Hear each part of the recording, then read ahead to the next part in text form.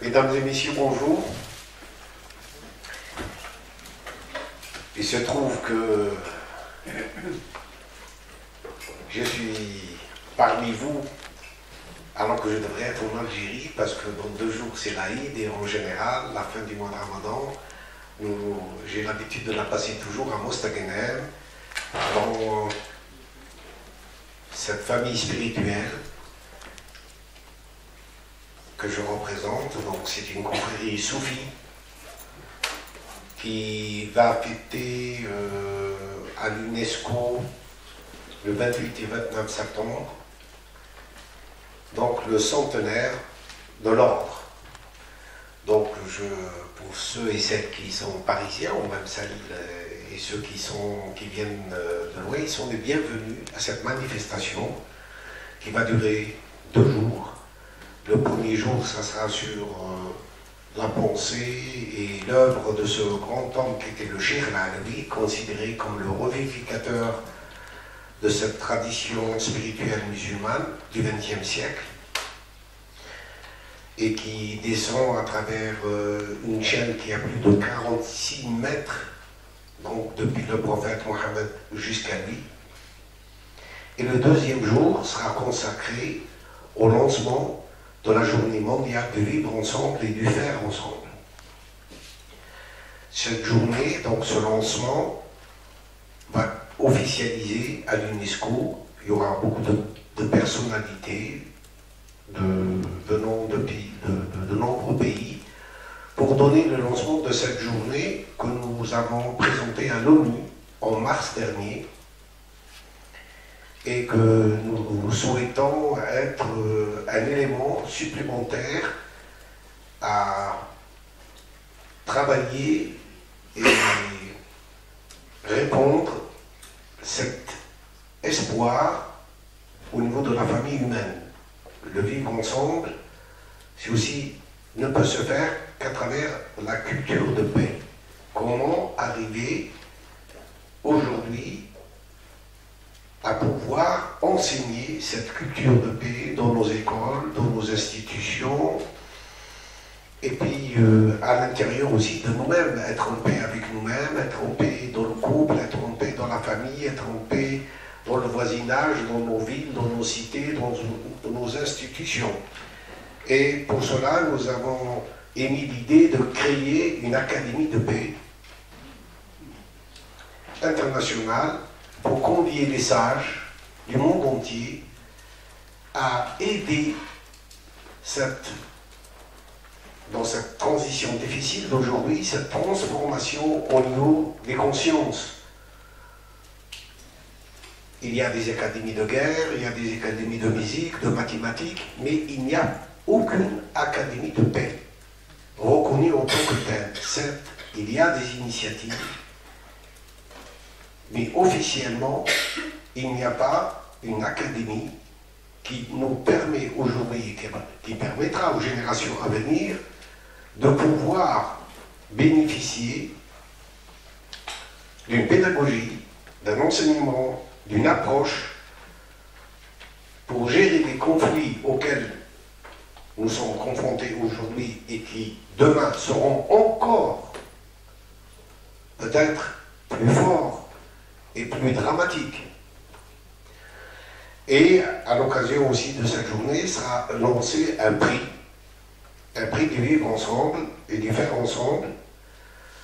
Donc voilà pour vous décrire un petit peu le travail que nous sommes en train de faire au niveau des institutions internationales comme l'ONU et l'UNESCO pour porter cette voix au niveau de la tribune, de cette tribune internationale qui réunit les décideurs de tous les États, du monde. Ce n'est pas chose facile. Bon, pour certains c'est peut-être un rêve, c'est une utopie, mais nous sommes pas justement acculés aujourd'hui à transformer le rêve en réalité parce que l'humanité aujourd'hui est confrontée à des défis énormes. Et notamment, cette année, vous savez tous que la grande rencontre, la CPO, qui va se trouver s'ouvrir à Paris la 21e qui va traiter du climat et des conséquences qui aujourd'hui sont certaines. Il n'y a aucune alternative. Nous savons tous que nous allons droit dans le mur avec ce système qui gère aujourd'hui le monde, un système de prédation qui n'a plus de sens aujourd'hui. Et nous commençons aujourd'hui à consommer le capital. C'est-à-dire nous ne sommes plus dans un monde qui produit une prospérité qu'il va léguer aux générations à venir, mais nous sommes dans un monde qui est en train de consommer le capital à tous les niveaux, au niveau climatique, au niveau des CO2 que nous produisons à travers une société qui a perdu le sens des réalités, puisqu'elle s'auto-détruit, elle détruit l'élément qui lui a donné vie, la Terre. Elle pollue les mers, elle pollue l'air, le réchauffement climatique, les richesses qui partent vers de moins en moins d'êtres humains s'enrichissent au profit de la masse des êtres humains qui s'appauvrissent. Et aujourd'hui, les régions qui étaient les plus prospères, comme les États-Unis, comme l'Europe, commencent à ressentir. Nous avons le problème de la Grèce aujourd'hui, qui est mis sur le tapis. Et il y a encore d'autres pays, il y a le Portugal, il y a l'Espagne, et peut-être demain, même les plus prospères, l'Allemagne va rencontrer des difficultés. Donc nous rentrons dans une période d'incertitude à tous les niveaux, et cela a généré toute une action, je dirais, à travers un retour au fanatisme qui, dans le Proche-Orient, en Irak, en Syrie, en Libye, au Yémen, en Somalie, le Sahel, c'est des États entiers qui disparaissent. Plus de 8 États aujourd'hui se sont effondrés. Il n'y a plus de parlement, il n'y a plus de police, il n'y a plus de gestion commune. Les peuples, nous sommes à plus de 52 millions d'apatrides dans le monde aujourd'hui.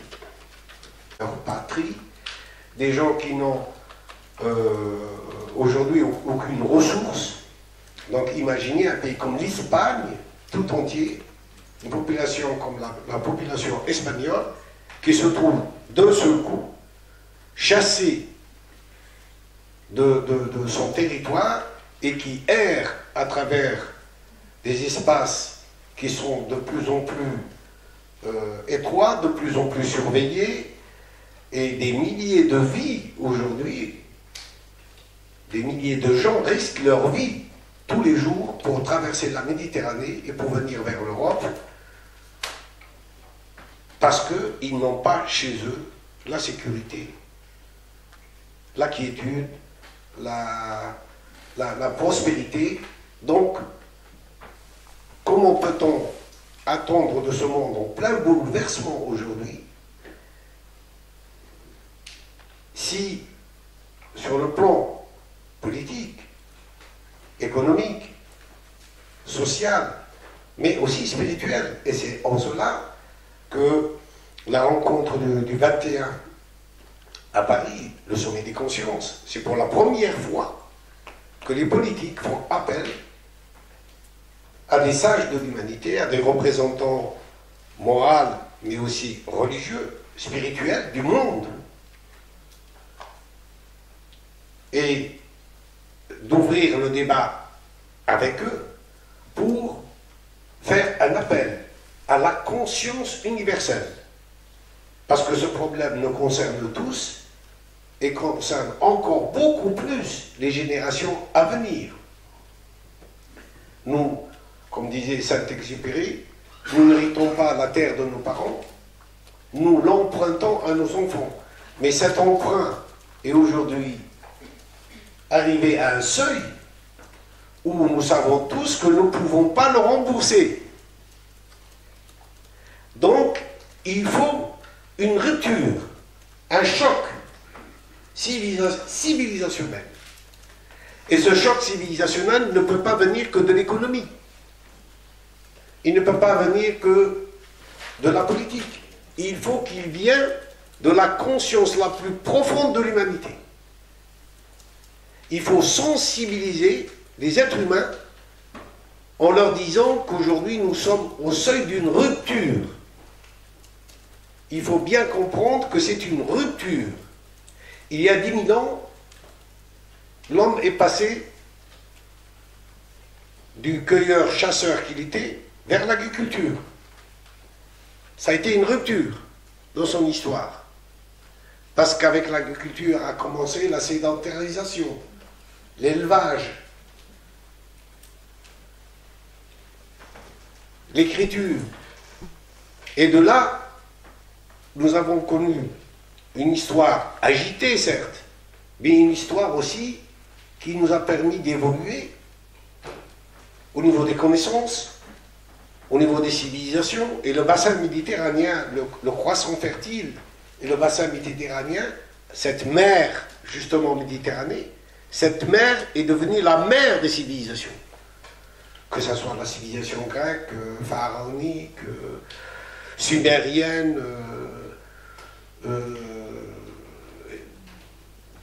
enfin, byzantine, romaine, toutes les civilisations, la civilisation musulmane, toutes les civilisations sont nées dans ce bassin méditerranéen et ont fait que nous sommes aujourd'hui les héritiers de toute cette extraordinaire richesse de la pensée à la fois philosophique, spirituelle, religieuse, juridique, et de toutes les connaissances qui ont été extraites sur tous les plans. Le plan économique, le plan du savoir, de l'art, que ce soit dans la musique, que ce soit dans l'expression corporelle, que ce soit à travers tout cet héritage, aujourd'hui, devient l'héritage de chacun d'entre nous.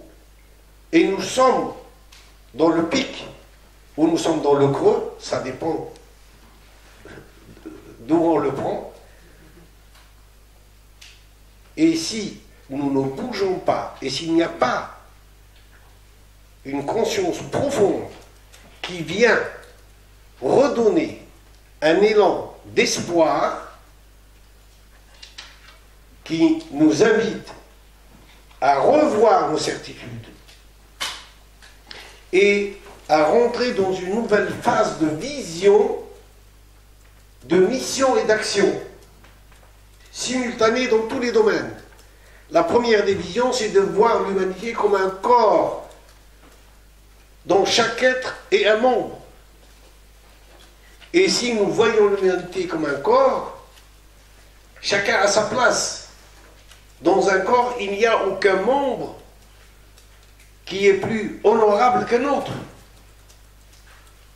L'œil ne peut pas être plus important que le pied, ou le pied est plus important que l'oreille, ou l'oreille est plus importante que la main. Chaque partie de ce corps est noble parce qu'elle apporte à ce corps, par la contribution qu'elle nous amène à ce que ce corps puisse vivre et prospérer. Donc cette nouvelle vision d'une humanité qui se retrouve avec elle-même. Et cela va conditionner tout le reste. Si nous avons cette vision d'une humanité unie, certes, on ne peut pas pour cela faire disparaître les différences. Au contraire, les différences sont une richesse. Mais les accepter et les intégrer les unes aux autres comme quelque chose qui nous enrichit tous, puisqu'elle fait partie d'un même corps, le corps de cette humanité qui se retrouve avec elle-même. Sinon, nous allons assister, vous avez tous, vous voyez l'information, aujourd'hui, nous assistons à des mouvements radicaux qui vont à l'extrême de ce que je dis. C'est-à-dire, l'humanité n'est plus un corps, mais l'humanité est divisée en peuples, en catégories, en religions, en idéologies. Donc c'est une idéologie destructrice de l'unité du monde, de l'unité de l'humanité. Et cela va arriver de plus en plus. Nous allons vivre dans un monde de plus en plus replié sur lui-même, où la violence va être le seul langage possible pour exister. C'est ce qu'on nous dit. De crise en crise, on va nous amener à nous dresser les uns contre les autres, sous prétexte de défendre nos territoires, de défendre nos civilisations, de défendre nos croyances, en fait, de défendre notre identité. Nous ramener à l'égoïsme le plus extrême. Chacun pour soi. Donc les enjeux sont là.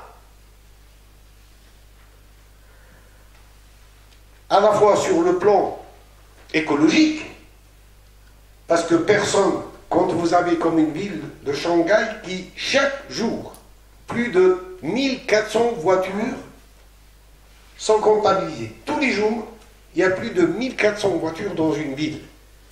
Et si je prends Shanghai, je pourrais prendre d'autres villes. Vous verrez que le constat est le même. On ne peut pas empêcher les Chinois en disant non, vous ne pouvez pas avoir de voiture. Nous, on se le permet, mais vous ne pouvez pas. C'est impossible.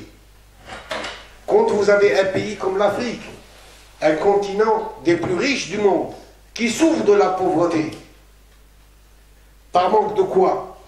Par manque de solidarité, de transfert de technologie. Il a toutes les possibilités pour nourrir son peuple, ou ses peuples. Et pourtant, il est privé de pouvoir transformer les matières premières qui se trouvent chez lui. Donc cette valeur ajoutée qui permet à des millions et des millions d'êtres humains de pouvoir avoir une prospérité, une vie de dignité, n'est plus possible. Et elle génère un déracinement, des transhumances, des fuites qui déséquilibrent tout le fonctionnement de notre terre, politiquement parlant, socialement parlant, économiquement parlant. Donc, il est temps, et je pense que nous, dans le débat que nous aurons, peut-être que vous me poserez des questions beaucoup plus précises, en quoi la spiritualité aujourd'hui peut-elle nous aider? Parce qu'on ne peut pas non plus dire que c'est seulement par la spiritualité qu'on peut arriver. C'est faux.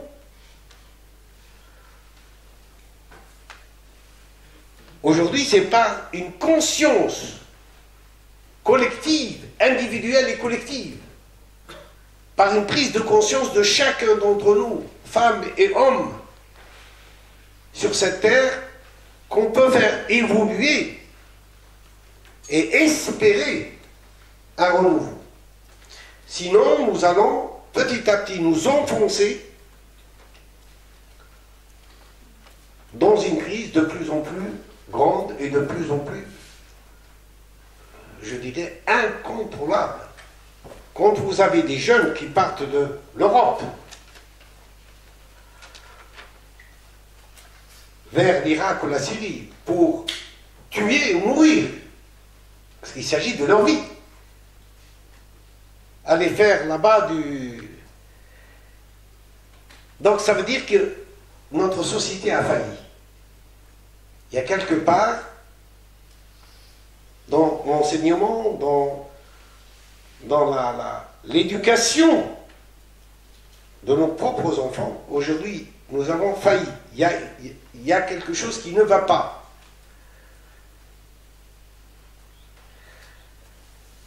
Alors cette présence de la spiritualité va nous rappeler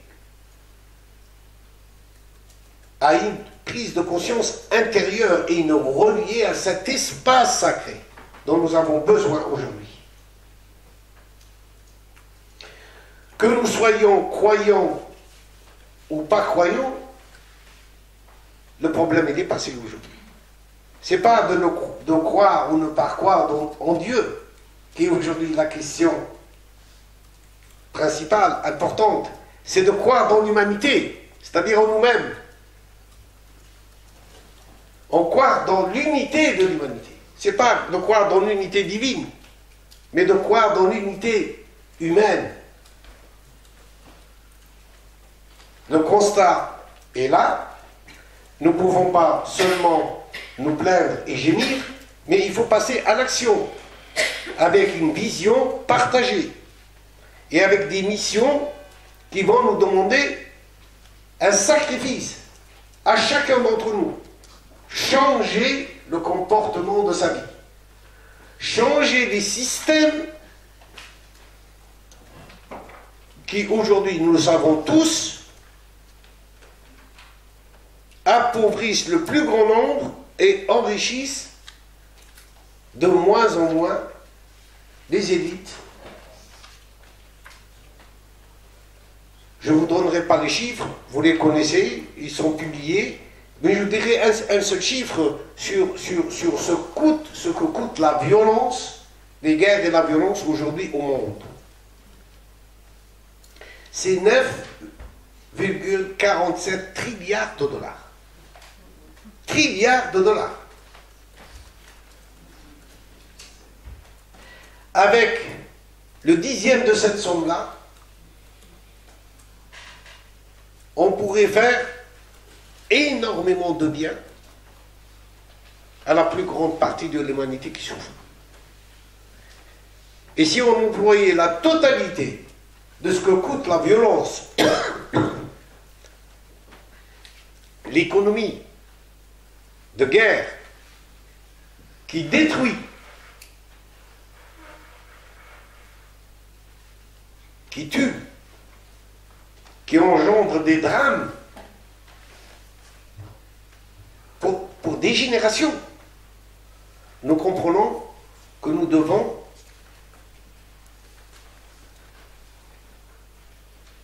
bouger, changer,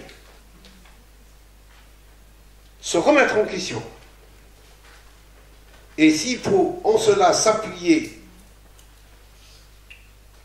sur une spiritualité du vivant, parce qu'il ne faut pas non plus une spiritualité narcissique, individuelle, repliée dans son précaré, défendant ses privilèges, défendant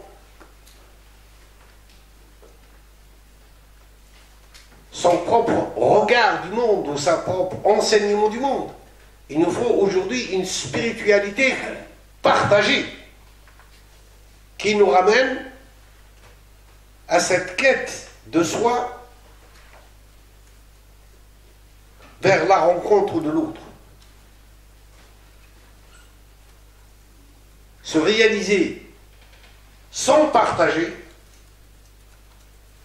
se réaliser sans connaître cette fraternité partagée, cette fraternité avec les hommes et les femmes, c'est une spiritualité qui nous tuera. C'est une spiritualité nihiliste Nous savons tous aujourd'hui que personne n'a la baguette magique, les clés pour dénouer le problème ou les problèmes auxquels fait face l'humanité d'aujourd'hui. Mais avec du bon sens et une réflexion profonde, sincère, véridique et surtout humaine, profondément humaniste, nous pouvons faire bouger les consciences et faire de cette rupture la rupture du renouveau. Sinon, la rupture est là. Et cette rupture, eh ben, elle sera une rupture dramatique pour tous. Questionnez aujourd'hui les Grecs et vous allez voir que la rupture pour eux est faite et que, quoi qu'on puisse leur dire aujourd'hui, ils savent qu'ils ont devant eux des décennies et des décennies qui se sont engagés dans un système où ils seront pressés comme on presse un citron. Ça profitera aux spéculateurs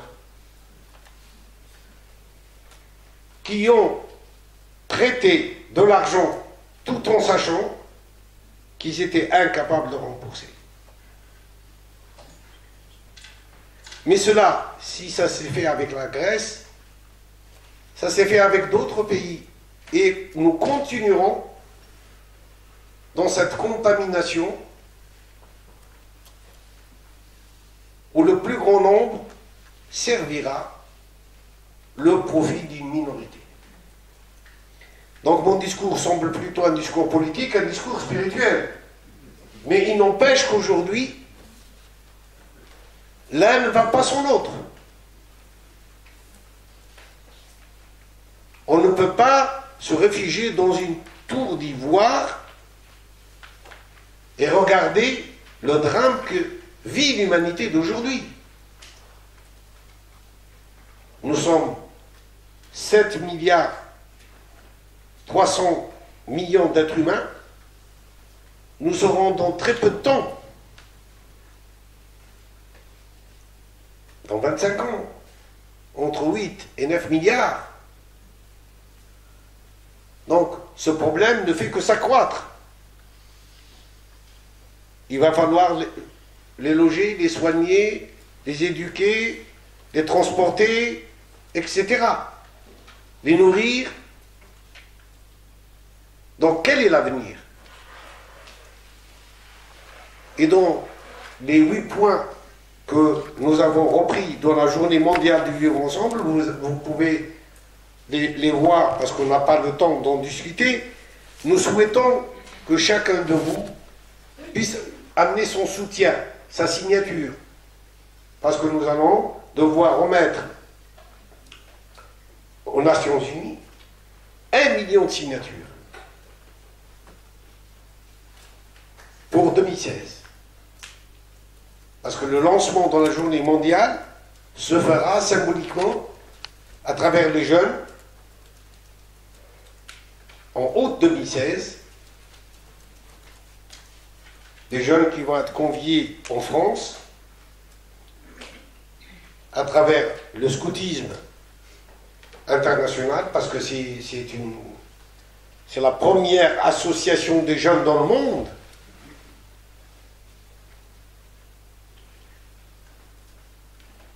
Donc c'est un levier important pour faire passer ce message au niveau des jeunes, parce que c'est eux qui sont les plus concernés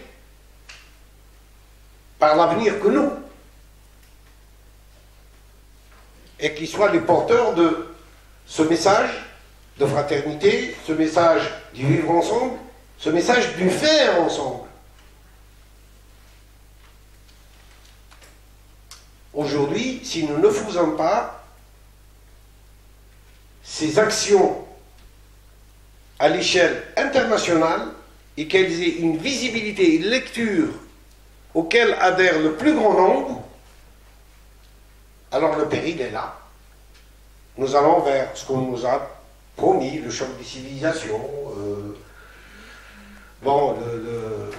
ce qui est en train de se dessiner petit à petit, et vous aurez des politiques, des populistes qui vont utiliser les peurs, susciter les peurs, utiliser les peurs des gens pour pouvoir accéder au pouvoir et mener leur peuple les uns contre les autres, parfois au nom d'une idéologie, parfois au nom d'une religion, parfois au nom tout simplement des peurs économiques, de la pauvreté.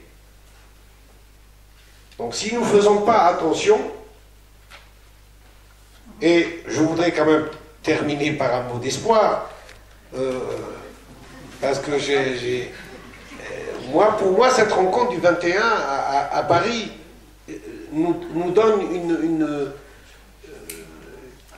pour la première fois, je vous dis, il y a le politique à solliciter la présence des spirituels, à lancer un appel au monde entier.